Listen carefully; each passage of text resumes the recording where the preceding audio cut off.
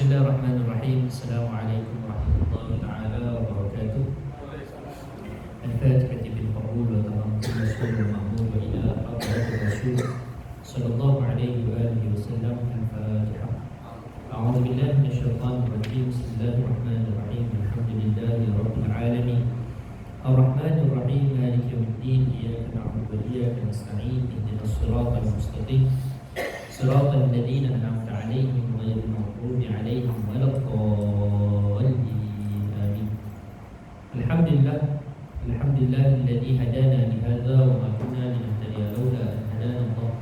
Allahumma shalli wa sallim 'ala nuril anwar wa sirril asrar wa diriyatil aghyar wa miftahi babil yasar sayyidina maulana Muhammadin al-Mukhtar wa alihi al-athhar wa ashabihi al-akhyar 'ala ni'amillahi wa fadlihi. اللهم ارزقنا الصدق في القول والإخلاص في العمل. اللهم اجعلنا من الذين يستمعون القول فيتبعون أحسنه. اللهم ارزقنا فهم النبيين وحفظ المرسلين وإلهام الملائكة المقربين بجاه سيد الأولين والآخرين. يا حليم خلقنا بخلق الحلم وحققنا بحقائق العلم. سبحانك لا علم لنا إلا ما علمتنا إنك أنت العليم الحكيم. ولا حول ولا قوة إلا بالله العلي العظيم. أما بعد. Alhamdulillah tuan dan puan minta Allah syukur kita kepada Allah Subhanahu Wa Taala lipat taufik inayahnya Allah Taala izinkan kita untuk sambung pengajian kita dalam kitab Muqaddimatul Hadramiyah. Dan hari itu kita berhenti pada perbahasan mana? Ada. Surah apa? 19. Jauh tu. Ya betul. 9 Nazabah. 19 jauh sangat. Sebab bau ni. Okey, baik 9. Saya pun rasa 9 lah. Baik. Memang dah buka kat 9. Boleh ya? Jadi kata pengarang Bismillahirrahmanirrahim. Qala Syekhul Musannif rahimahullah wa nafa'ana bihi wa bi'ulumihi fid dharain amin wa qala faslun fil ma'in najasi wan nahwihi. Ini satu pasal pada menyatakan tentang air najis, maksudnya air mutanajjis. Wa nahwihi dari yang serupa dengan dia. Baik. Kata pengarang yanjusul ma'ul qalil wa ghayruhu minal ma'i'at bimulaqatin najasah. Dia kata apa? Yanjusu al-ma'u al-qalilu wa ghayruhu minal ma'i'at bimulaqatin najasah. Dia kata air yang sedikit dan segala jenis cecair sama ada sedikit atau banyak. Tu. Anda kena beza kan? Dia kena beza antara air dan cecair. Baik. Apa tu air? Ni air. Selain daripada ini ialah cecair. Walaupun kita orang Melayu panggil air. Contoh apa? Kalau tu ada air tu sirap. Sirap tu dalam bahasa syariat kita panggil cecair. Kita panggil air. Baik. Sirap, kopi, Milo, sakwit, cendol, apa-apa lah. Okey, apa sahaja selain daripada air kosong ni dipanggil cecair. Minyak, kari, kuah, sup. Okey, semua tu namanya cecair. Baik. Jadi air yang sedikit, contoh ni. Sedikit tu maksudnya apa? Sedikit tu maksudnya kurang 2 bola. 2 bola tu banyaknya. Buku surat belakang nanti cerita. Okey. Tetapi faham air sedikit air banyak ni maksudnya apa? Sesuatu yang kurang 2 kolah. 2 kolah tu jangan faham kolah kat masjid tu. 2 kolah maksudnya 2 ukuran. Kolah tu macam 2 liter lah. Tapi kolah ni bukanlah 2 liter. Tapi kolah tu macam liter, mililiter, macam meter, kilometer. Tu kolah. Dia ukuran zaman dulu. Jadi kalau air tu kurang 2 kolah, maka dia namanya air yang sedikit. Kalau air tu 2 kolah dan lebih, dia syariat kata air banyak. Berdasarkan apa? Ini faham berdasarkan hadis Nabi. Air yang mana? Hadis Nabi yang Nabi kata air 2 kolah ni dia tidak dapat dinajiskan. Jadi fahamnya ialah apa? Kalau kurang 2 kolah dia boleh dinajiskan. So sebab tu dia kata air yang sedikit, iaitu air yang 2 kolah dan cecair. Tak kisah sedikit atau banyak. Contoh air sirap kita buat satu balang. Air banyak tak banyak kan? Katalah kita buat satu, kita panggil apa? Kita buat satu kawah. Kita buat satu macam tongsor. Okey. Cukup 2 gelas katalah, ikut ukuran dia tu cukup 2 gelas. Lebih kurang 200 liter. Okey, 200 liter ukuran dia lah. Baik, jadi kalau cukup 2 gelas tu, tetapi dia bukan air, dia adalah cecair. Kita buat gulai kari ke kan. Maka dia kata apa? Semata-mata jatuh najis kepada dia. Dia kata apa? Air yang sedikit dan segala jenis cecair dikira bernajis jika terkena najis. Semata-mata kena najis, terus jadi najis. Walaupun tak berubah. Okey, walaupun tak berubah. Semata-mata kena najis, terus dia tu jadi cecair yang bernajis. Kita bagi cecair yang mutanajis atau air mutanajis. Bila air mutanajis tak boleh guna, buang. Okey, tu dia punya kesan dia. Jadi untuk masalah air, dia air yang sedikit. Okey, berubah tak berubah, terus jadi najis. Kalau cecair, tak kisah sikit atau banyak. Kita buat contoh gulai kawah kan. Kawah so. Okey. Tapi masuk najis. Dan najis di sini maksudnya apa? Najis yang tidak dimaafkan. Najis pun penting kan tuan-tuan? Kena faham, ada najis yang tidak dimaafkan, ada najis yang dimaafkan. So kalau masuk najis yang tidak dimaafkan pada air atau cecair, air yang sedikit atau cecair, tak kisah banyak atau sedikit, semata-mata masuk, walaupun tak ada perubahan apa-apa, maka air dan cecair tersebut menjadi najis. Air tak ada masalah, dia boleh jadi suci balik, tapi cecair dia tak boleh jadi suci. Dia kena buang. Sebab tu kena hati-hatilah. Masalah contoh minyak kan, kita tak tutup proper, kita tak tutup elok-elok, masuk sesuatu najis, maka dia jadi najis lah, tak boleh guna, walaupun tak berubah apa. Okey, so benda tu kena hati-hati. Boleh? Ini dia punya hukum dia. Berbeza kalau air tu banyak. Kalau air tu banyak, maka dia hanya akan menjadi mutanajis atau akan jadi bernajis kalau berubah salah satu daripada 3 sifat. Sama ada berubah warna, atau berubah bau, atau berubah rasa. Kalau tak berubah, contoh tengok ada kolam, katalah swimming pool ni kan, swimming pool ni confirm lebih 2 kolam. Okey, besar ni kan, berapa liter air tak tahulah. Okey, tiba-tiba ada kucing mati. Kucing dalam tu mati. Kita tengoklah kucing mati. Baik, tapi air tak berubah, bau tak ada, rasa air pun tak ada, tak berubah. Maka swimming pool tu masih suci, tak ada masalah. Ambil je lah kucing tu buang. Tapi kalau kucing tu mati berubah bau, ya, dah ada bau dah. Walaupun sedikit, perubahan tu tak perlu banyak, walaupun sedikit. Air tu warna patutnya clear, dah keladak contoh, kan, dah kuning-kuning. Rasa dia patutnya tak ada rasa, rasa dah asam contoh, tak tahulah, saya pun tak tahu rasa kucing macam mana kan. Contohlah dia berubah rasa. Maka ketika itu satu swimming pool tu najis, buang je lah air tu. Ataupun dia tak perlu buang lah, air minggu banyak sangat nak buang kan. Dia ada kaedah dalam kitab kita ni, dia tak sebut lah macam mana kaedah nak suci kan tu. Tetapi secara asasnya Allahumma salli ala sayyidina Muhammad, boleh dekat belakang nanti dia akan sebut. Iaitu apa? Kita buang najis tu, kemudian kalau boleh kita tambah air sampai dah hilang sifat-sifat tadi tu, dah hilang dah, perubahan tadi tu hilang. Ataupun kita biar dia tunggu lama sampailah perubahan tu hilang balik. Itu dah jadi suci. Itu kalau air 2 kolam. Kalau air kurang 2 kolam tak boleh. Syarat dia, kalau air kurang 2 kolam, dia memang akan terus jadi najis saja. Kecuali kita hilangkan najis dia tu, kemudian kita jadikan dia jadi 2 kolam. Dia barulah boleh bertukar hukum dia daripada air mutanajis kepada air mutlak balik. Boleh? Itu kaedah bagaimana kalau air ni kena najis. Boleh kan? Nah, sekarang dia nak bagi pengecualian. Dia kata apa? Wa yustasna masailu. Dikecualikan beberapa permasalahan.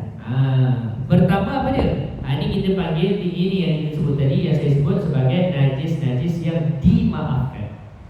Okey, secara asas untuk kita baca ni, najis yang dimaafkan ni tuan-tuan akan jumpa dalam 2 bab. Okey, pertama ini bab air. Yang kedua nanti ke depan kita akan cerita dalam bab sembahyang. So, najis yang dimaafkan ni dia ada sebenarnya boleh pecah pada 3 kategori. Okey. Pertama, najis yang dimaafkan pada air dan pakaian. Itu pertama. Yang kedua, najis yang dimaafkan pada air saja, tidak maaf pada pakaian. Yang kedua.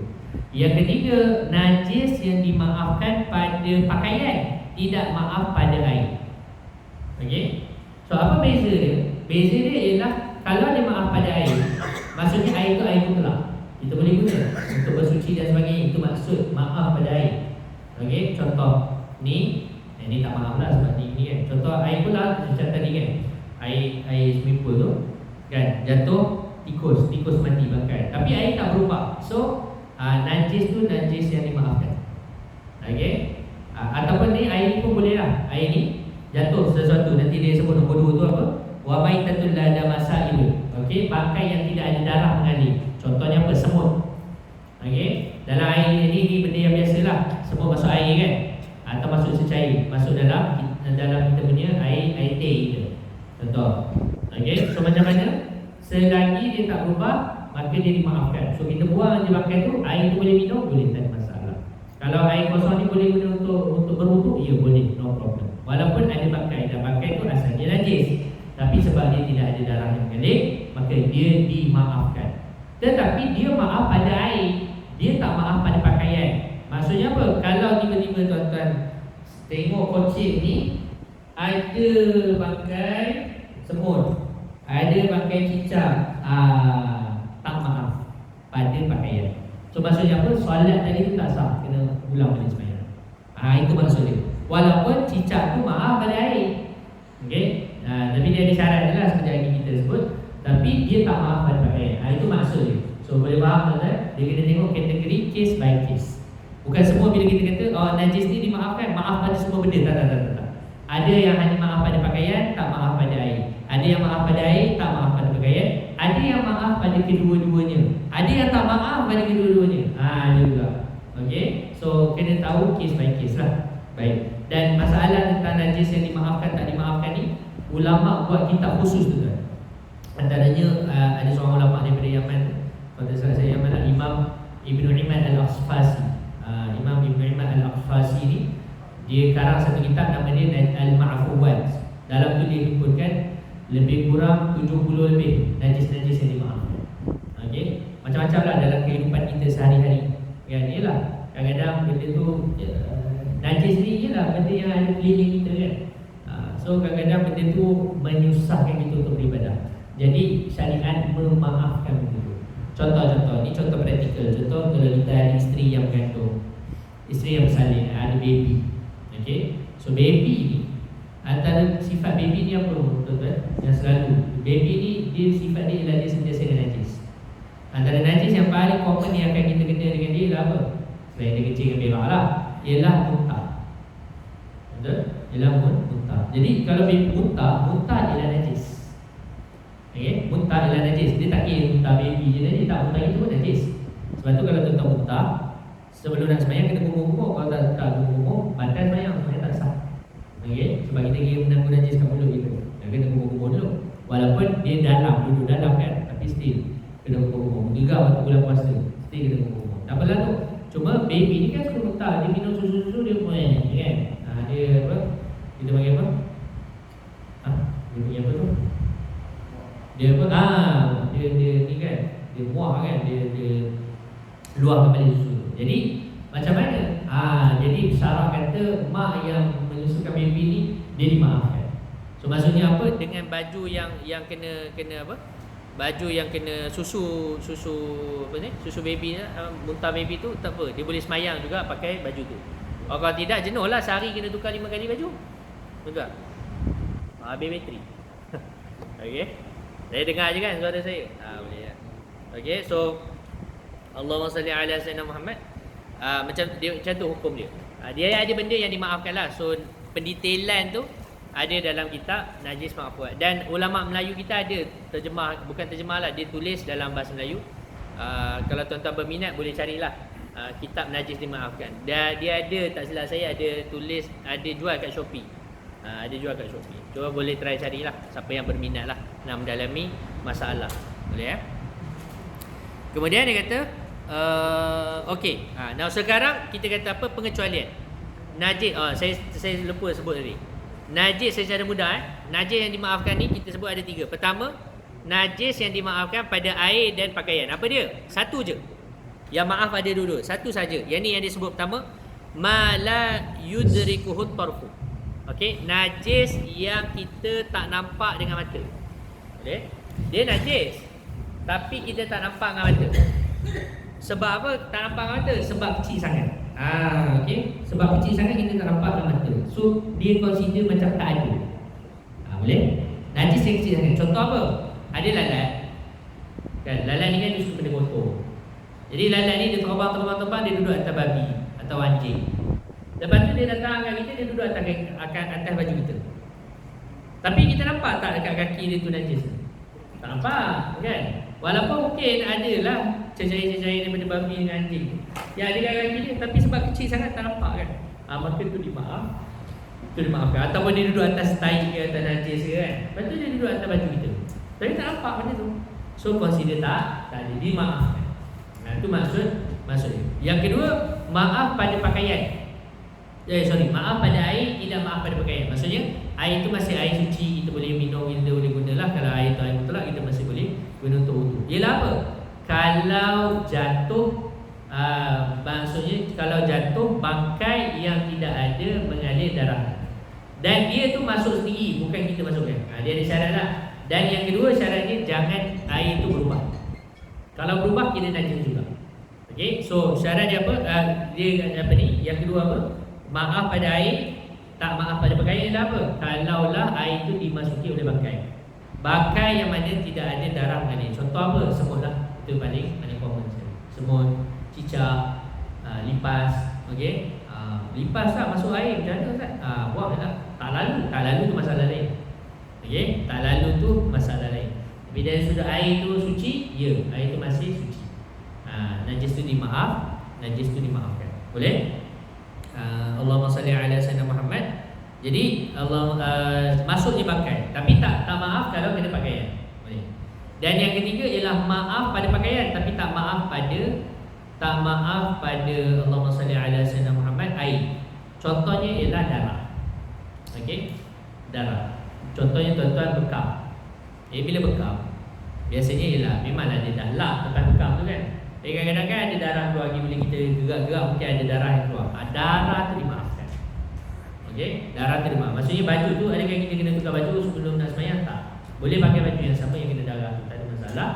Dan terus sembahyang je lah, tak ada no problem. Tapi kalau darah masuk darah air tu tak maaf, walaupun sikit. Okey, boleh. So darah bukan antara perkara yang dimaafkan pada air, tapi maaf pada pakaian. So tuan-tuan kena beza. Bila sebut maaf ni, dia ada benda yang hanya maaf pada sini, tak maaf pada sini. Ada yang maaf kat sini, tak maaf kat sini pula. Okey, so benda itulah secara umumnya benda tu. Baik, sekarang kita nak baca. Dia kata wa yustasna masailu, dan dikecualikan beberapa permasalahan. Yang pertama, ma la yudrikuhu tarfu, sesuatu yang tidak dapat dilihat oleh mata kasar. Maksudnya ini maaf pada dua-dualah, maaf pada pakaian, maaf juga pada air. Yang kedua, wa maitatul la damas laha sailun illa in ghayyarat aw turihat. Bangkai yang tidak mengalir darahnya kecuali jika ianya mengubah atau dicampakkan. Tu. Jadi kalau bangkai tu dia masuk dan dia tak ada mengalir darah, contoh paling mudah semut. Dia masuk dalam air kita. Okey, dan air tu tak berubah pun. Dia masuk. So kita boleh buang, kita minum bila air tu tak ada masalah. Ataupun tapi kalau dia berubah, maka tak boleh. Ataupun dia tak berubah, tapi kita yang campak saja, kan, semut tu kita jentik semut tu masuk dalam air, mati dia, lemas dalam tu, kan. Tak boleh juga. Sebab kita yang sengaja masukkan. Sebab itu sebahagian guru kita dia sebut apa? Dia sebut macam ni. Bila kita nak masak bila kita nak masak air, kan, nak buat air teh, kopi. So sebahagian guru kita ajar, dia kata masukkan gula. Masukkan gula baru masuk air. Sebab apa? Sebab kalau kita masukkan gula, andai kata dalam gula tu dah ada semut tu dah duduk dalam. Jadi kita masukkan air, bukan kita campak semut tu dalam air, tak. Air tu yang mendatangi semut. So tu tak ada masalah. Okey, yang tu tidak ada masalah. Kalau ada semut pun, maksudnya air tu masih jadi air mutlak. Air tu tak jadi najis. Berbeza kalau kita masuk teh, masuk air, dah habis masuk teh, rendah, baru kita masuk semut, tengok-tengok ada semut, masuk gula. Saya masuk semut. Masuk gula, tengok-tengok dalam gula tu ada semut. Ketika tu air tu kena buang. Okey, sebab apa? Kita dikira sengaja masukkan semut. Baik, nampak? Jadi sebab tu cara tu pun ulama kita bincang. Dia memang tak tulis dalam kitab, tapi kita faham. Ni guru-guru kita, dia daripada kefahaman tu dia aplikasi dalam kehidupan tu macam mana. Okey. Dia sama juga masalah najis nanti ke depan kita akan sebutkan. Orang jadikan kontroversi masalah boleh tak boleh basuh pakaian yang bernajis dalam washing machine. Benda tu simple je. Sebab tak mengaji payah. Okey. Tapi nanti sampai bab dia kita ceritalah. Wallahu alam. Kemudian dia kata wa famu hirratin tanajjasa thumma ghabat wa ihtumila wa buluha fi ma'in kathirin. Dia kata dan juga ni kira masih lagi pengecualian dah, maksudnya dimaafkan. Iaitu apa? Bulu kucing yang bernajis. Kucing tu dia main dengan burung, dia main dengan apa? Dengan tikus kan. Jadi dia gigit-gigit mulut dia berdarah. Darah kan najis. Okey. So kemudian dia hilang sebentar dari pandangan dan boleh dikira bahawa ia telah menjilat air yang banyak di luar rumah. So mungkin dia pergi ke mana longkang mana ke apa, dia pergi minum air atau tasik ke apa, dia minum air yang menyebabkan mulut dia dah bersih. So lepas tu katakan andai kata dia pergi jilat makanan kita masih suci. Itu maksud dia.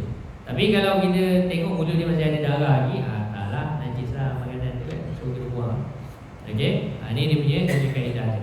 Syarat dia ialah air tu air banyak lah. Tapi kalau dia jenis memang kita tak pernah bagi dia keluar rumah dan memang dalam rumah kita memang tidak ada lah kemungkinan ada air yang dua pula, maka confirm mulut dia masih bernajis lah. So itu kena cuci. Boleh? Baik. Kemudian dia kata wa kadzalika, dan begitulah juga hukum dia as-sabiyyu idza tanajjasa thumma ghaba wa ihtamila taharatuhu. Demikian juga kanak-kanak kecil yang bernajis kemudian hilang dari pandangan, boleh dikira ia telah disucikan dari najis. Maksudnya anak kita tadi dia berak depan kita, tak apalah kita malas nak masuk, kan? Lepas tu dia pergi kat mak dia, kan? Kita pun semayang. Dah lama kan, kata 10 minit, lepas tu kita pun semayang. Lepas 10 minit tu dia datang kat kita, kan? Tengah kita semayang tu dia bertinggi kat kita. Adakah solat kita sah atau tak? Zahirnya sah. Sebab apa? Boleh jadi dalam masa 10 minit tu dia dah dicucikan najis dia. So dia bertinggi kat kita tu dalam keadaan dah suci. Tu maksud dia lah. Okey, maksud dia. Tapi kalau sekejap sangat tak mungkin, baru 2-3 baru seminit kan, tak mungkinlah dah cuci dah. Dah datang balik kat kita kan. Confirm lah dia masih bernajis lagi. So itu maksudnya. Jadi ketika itu solat kita tak sah. Kita cucikan dia dulu barulah boleh kita sembahyang. Kemudian dia kata wal qalilu min dukhanin najasati wal yasiru min asy'arin najis wal yasiru min ghubaris sirjin wa la yunajjisu ghubarus sirjin a'dha'u ratbah. Dan ini demikian lagi, maksud demikian lagi ni najis yang dimaafkan apa dia? Asap bakaran najis yang sedikit. Contoh orang dia bakar tai lembu contohnya untuk buat baja kan. Jadi bila bakar tai lembu tu kan naiklah buah-buah asap-asap tu. Jadi asap tu kan ialah daripada najis. Jadi asap tu asap najis juga. Jadi ada kata orang kita bakar tu sebelah kita tengah sidang kain. Macam mana? Jadi dia kata maaf asap bakaran najis yang sedikit. Okey, bau sikit-sikit maaf. Okey, boleh. Kemudian bulu najis yang sedikit, sama juga, maaf juga. Bulu najis yang sedikit. Bulu najis ni contohnya apa? Bulu kucing. Kucing suci, tak ada masalah. Okey, semua binatang suci kecuali anjing dan babi lah ketika mana dia hidup. Tetapi kalau bulu dia tertanggal ketika mana dia hidup, bulu binatang-binatang yang tak dimakan tertanggal ketika dia hidup, maka bulu tu hukum macam hukum bangkai. Bangkai ni najis, jadi hukum bulu tu najis. Okey, kalau binatang yang dimakan tak ada masalah. Sebab tu orang potong dia kan bulu apa? Bulu biri-biri kan, tak ada masalah. Itu suci sebab dia binatang yang dimakan. Tapi kucing, rimau, dia bukan binatang yang dimakan. Jadi kalau bulu dia tertanggal, bulu dia tu jadi najis. Tak apalah rimau kita tak bela. Ni kucing ni. Macam mana bulu kucing? Jadi bulu kucing tu najis juga. Baik, tetapi sedikit daripada bulu kucing itu dimaafkan. Sedikit tu berapa banyak? Sedikit tu ialah 2 helai dan ke bawah. Selain 2 helai maaf. Ini pendapat yang utama dalam mazhab. Bagi orang yang tak bela. Bagi orang yang bela, maaflah walaupun banyak. Okey. Bagi kita yang tak bela, tiba-tiba ada kucing tu gesek kat kita kan. Kalau selai 2, okey, maaf. Kalau 3 helai, tak maaf. Ini menurut pendapat yang utama dalam mazhab. Tetapi ada ulama lain yang mengatakan ni bukan pendapat utama mazhab Syafi'i lah. Sebab kita tengah belajar mazhab Syafi'i, saya kena telah tu yang utama dalam mazhab. Okey, yang tak utama dalam mazhab ni disebut dalam kitab yang najis-najis yang dimaafkan. Ada ulama kata semua bulu binatang ni tak kisahlah makan tak makan, semuanya suci. Itu senang. Dan terutamalah kucing ni, kenapa? Kerana kucing ni dipanggil binatang yang selalu mengelilingi manusia. Dia binatang domestik.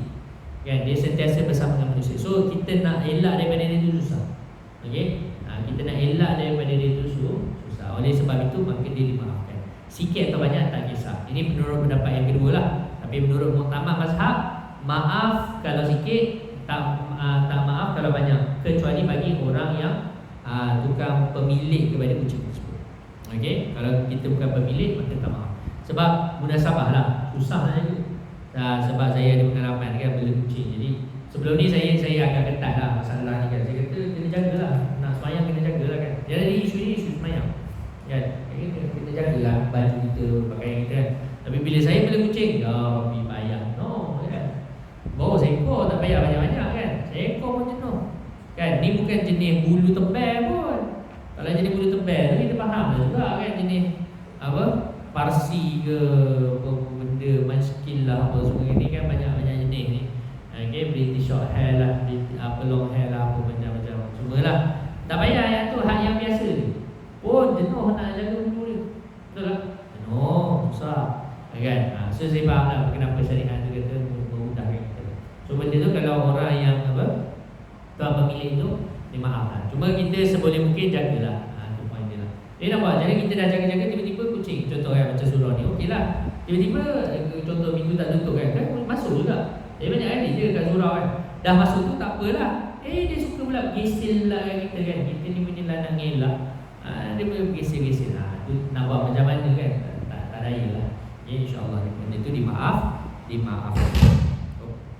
Baik, kemudian dia kata wa gubar sirjid, dan sedikit debu najis. Kadang-kadang debu dekat apa? Dekat jalan raya kan ada debu-debu yang bernajis ni, maka dimaafkan juga. Dan juga tidak menajiskan sama sekali debu najis kepada anggota-anggota badan yang basah. Contoh, tuan-tuan tahu ada kucing berak, kucing kencing dekat depan ni kan, dekat tanah. Dan tanah tu dah kering dan tanah tu dah jadi debu kan. Kadang-kadang kita lalu, debu tu terbang kena kat kita. Okey, ni benda yang yakin dan kita ni nak pergi masjid, kita baru lepas ambil wuduk, jadi basah-basah kena kat kita. Macam mana? Menajiskan kita ke tak? Dia tidak menajiskan. Dia tidak menajiskan anggota badan kita yang basah. Sebab apa? Nak buat macam ni tak boleh nak elak. Ini kalau yakin tau. Kalau tak yakin, apatah lagi lah, tak ada apa-apa. Saya pernah ada orang, Ustaz, saya ni kena lecak. Okey lah, kenapa? Saya kena sertu tak? Kenapa saya kena? Saya nampak, saya ada kawasan pelecak. Jadi saya terpijak, ataupun dia di kereta dia lah, bijak kan jalan. Lepas tu saya tengok luar rumah tu ada anjing. Saya tanya, awak nampak anjing tu guling-guling ke dalam lecak tu? Tak pun. Tapi dia dekat-dekat, boleh jadilah dia mungkin minum ke apa. Boleh jadi kan. Jadi sekarang benda yang boleh jadi ni kita tak kira. Kita kira benda yang yakin ni. Masalah najis ni tuan-tuan, kita tak masuk lagi. Tapi masalah najis ni poin penting. Sebab orang ramai was-was. Ni antara poin yang orang selalu was-was kan, yang najis.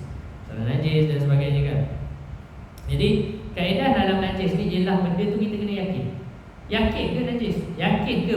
Dah yakin najis satu. Yakin ke berlaku penajisan? Tanajus tu berlaku tak? Kan contoh, mungkin tuan-tuan pegang babi dengan anjing, tapi adakah kena sama tangan tuan-tuan tu? Kena sertu tangan tuan-tuan tu? Belum tentu. Kalau babi dan anjing tu kering, tangan kita pun kering, tidak berlaku apa yang dinamakan proses penajisan. So tak perlu sertu apa. Okey, boleh tak? Jadi najis memang confirm dah. Okey, babi tu najis. Sekarang tangan kita dengan dia tu najis ke tak? Basah ke tak? Sebab nak berlaku proses penajisan dia mesti basah. Salah satu daripada perkara ni mesti basah. Okey. So kalau dah dua-dua kering, maka tak berlaku proses penajisan. Itu poin dia. So bila tak berlaku proses penajisan, perlu ke sama? Tak perlu sama. Tak perlu ke sentuh? Tak perlu sentuh. Okay? Boleh faham kan? So ini penting kita faham dia punya step-step. First kena confirm dulu benda tu najis ke tak. So macam tadi kan, lecak tadi, kita nampak ada anjing kat situ. Boleh jadi anjing tu minum, tapi kita tak nampak anjing tu minum ataupun berguling-guling ke mandi ke, tak nampak kan. So hukum apa lecak tu? Hukum suci. Khalas. Kan? Tapi dia jangan tapi itu yang was-was. Okay. Saya selalu tapi ustaz, dia tapi dia tu. Okay. Saya kata najis ni dia kena nampak. Kena nampak tak? Tak nampak. Tak nampak tak? Khalas. Kan? Tak nampak je. Okay. Benda yang tak yakin dia tak ada. Okay. So najis dia kena yakin. Sebab apa? Sebab hukum asal semua benda ni suci. Okay. So, hukum asal semua benda ni suci. Barulah hidup kita tu mudah. Kalau tak jenuh lah, semua ada potensi tu kan. Kan? Semua ada potensi. Contoh macam baru ni, kan, hari Isnin saya kuliah dekat Membeng, dataran Membeng. Kuliah Zohor, sebelum kuliah tu saya dah tahu ada seorang staff. Atau Ustaz nak tanya soalan boleh? Kalau saya yelah kita pakai kasut stokin kan. Okey. Lepas tu saya masuk toilet kan. Lepas tu boleh ke saya pakai stokin saya masuk surau? Saya kata apa tak boleh pula. Tak adalah, takut nanti kena najis waktu toilet. Awak rasa tak kena najis? Tak adalah, tapi boleh jadi. Kan boleh jadi, memanglah boleh jadi. Kalau kita nak buat andai boleh jadi, payahlah hidup tu. Kan semua benda boleh jadi, tak payah kata ni kan. Semua benda kita lalu depan ni mungkin kena asap mana-mana, entah asap babi asap. So tak ada kemungkinan. Entah dekat sini ada ladang babi, ladang ni, tak tahu. Kan? Dan dia tahu kena bulu. Ni bulu apa ni? Ni bulu anjing, bulu anjing kan? Rumah sebelah bola bela. Contoh kan, rumah sebelah ada bela anjing.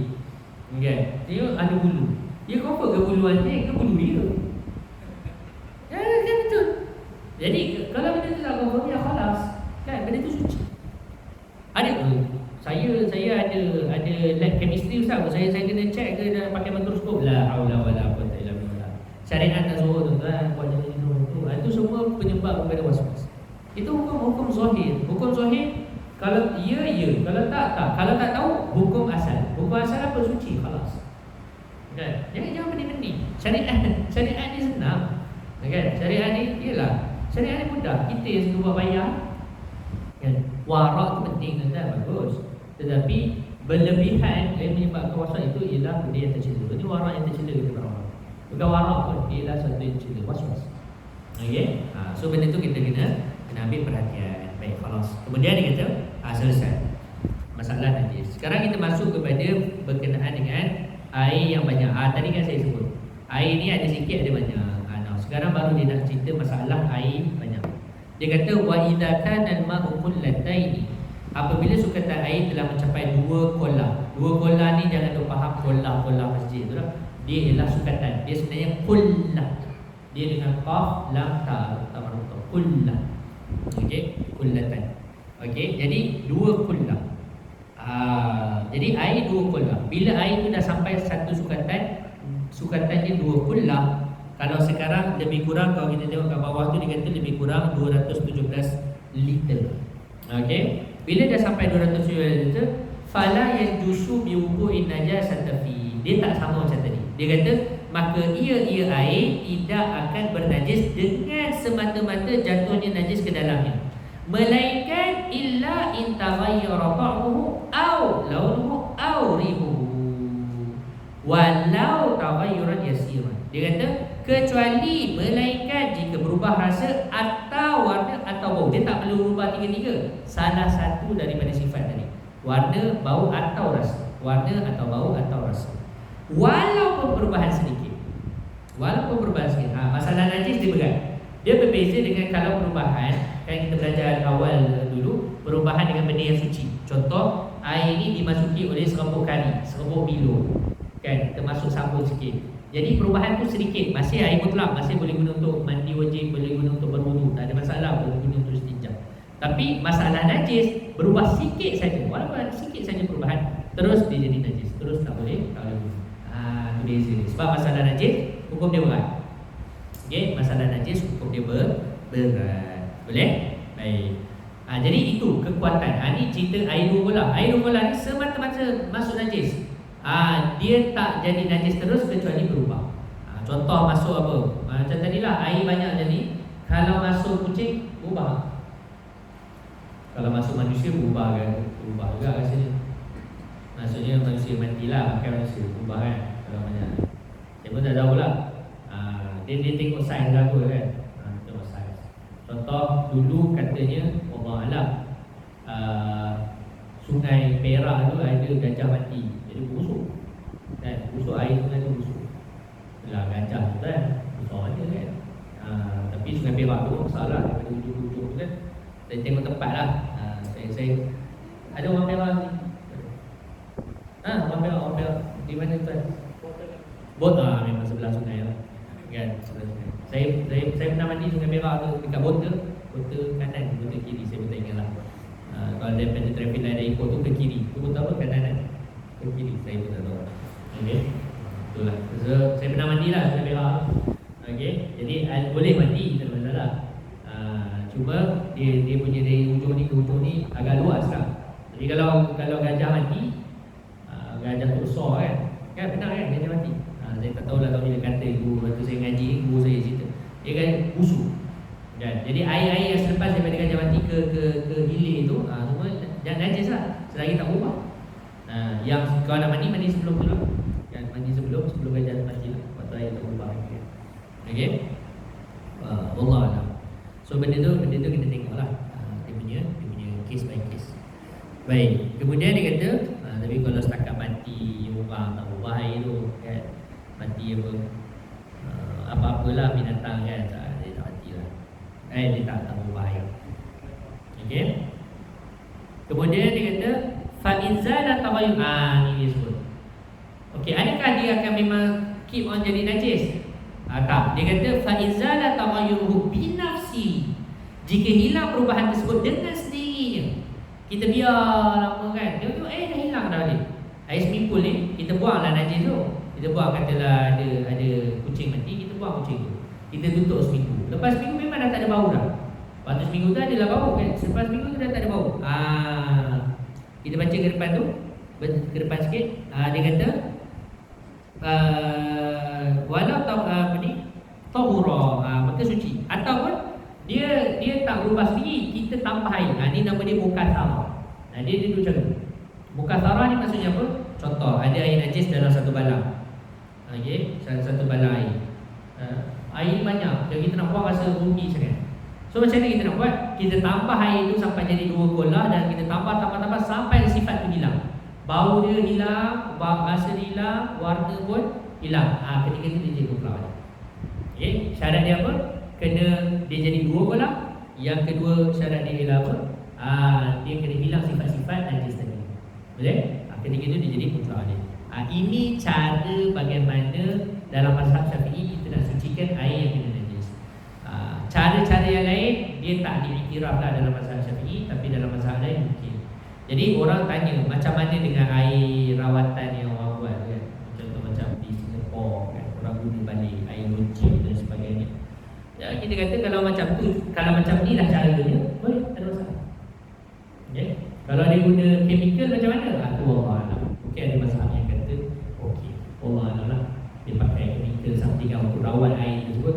Tapi still saya rasa masih dia kena apa? Dia kena mungkin kurang 2 bola lah.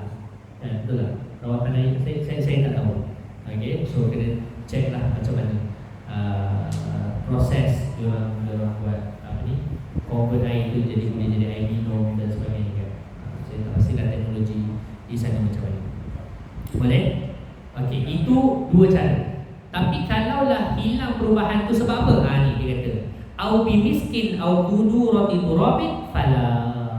Ataupun dia berubah sebab apa? Kita masukkan kasturi. Mula-mula dia bau, dia buruk. Kita pergi tuang minyak wangi.